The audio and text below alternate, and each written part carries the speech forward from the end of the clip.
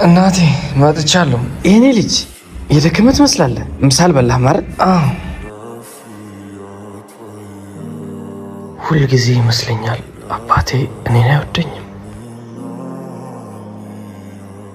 እናቴ ለክልሉ እግር ኳስ መረጡኝ። ቀጣይ ገብቼ ልጫወት ነው። የኔ እግር ኳሱን ትተህ መጀመሪያ ትምህርት ላይና ገንዘብ ላይ ትኩረት አድርግ። አሁን ሕፃን ልጅ አይደለም። መች ለእኔ ትኩረት ሰጥተህ የምታውቀውን ነው። መቼስ ለቤተሰብህ ጊዜ ሰጥተህ የምታውቀውን ነው ልጄ።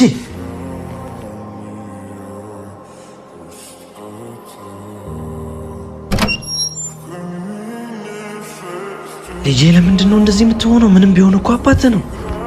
አባትህ ነው። እስቲ ንገሪኝ፣ ለአንቺም ሆነ ለእኔ የትኛውን ጊዜ ሲሰጥ አይተሽው ነው? ሁልጊዜ ትንሽ ችግር ሲፈጠር መጮህ። እሱን ተይው እስኪ። እንደ አባት አንድ ቀን አቅፎኝ ያውቃል? ታውቂያለሽ፣ አንዳንዴ ብቻዬን ቁጭ ብዬ አስባለሁ፣ ለምንድን ነው የአባትነት ፍቅር የሌለው? ለምንስ ነው ልጁ በመሆን የማይወደኝ ብዬ አስባለሁ። አባትህ ይወድሃል። አዎ አባትህ በጣም ይወድሃል ልጄ።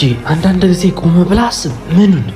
ገና ሳይነጋ ሁሉም ከእንቅልፉ ሳይነሳ ነው ወደ ስራ የሚወጣው። በስራ ራሱን ለኛ አድክሞ ሁሉም ከተኛ በኋላ ነው ወደ ቤት የሚመጣው። በእጆቹ ተሸክሞ የሚመጣው ዕቃ ለእኛ እንጂ ለራሱ አይደለም። በቁጥሮች መሃል መፍትሄ የሚያገኝ ይመስል ሁል ጊዜ ሂሳብ ይሰራል። ለምን ይመስላል አብዛኛዎቹ ሰዎች አባታቸውን ሲያቅፉ የማታየው? እናንተ የምትመለከቱት ዝምታውን እንጂ የተደበቁትን የደከሙ አይኖችን፣ በጠቆሩ መጋረጃዎች የሚያደርጋቸው ወርቅ ተግባሮቹ ማለቂያ የሌለውን ፍቅርና መስዋዕትነት በጭራሽ አትመለከቱ። የእኔ ልጅ ማን ደህና ነህ ብሎ ጠይቆት ያውቃል?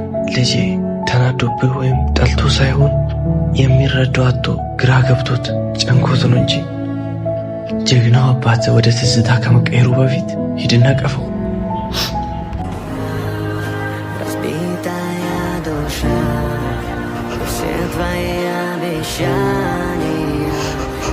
እዚች ዓለም ላይ ፋዘር እንደማቀፍ የሚጨንቀኝ ነገር የለም። ሁሉም ሰው ጋር ነው እባክህ። አራው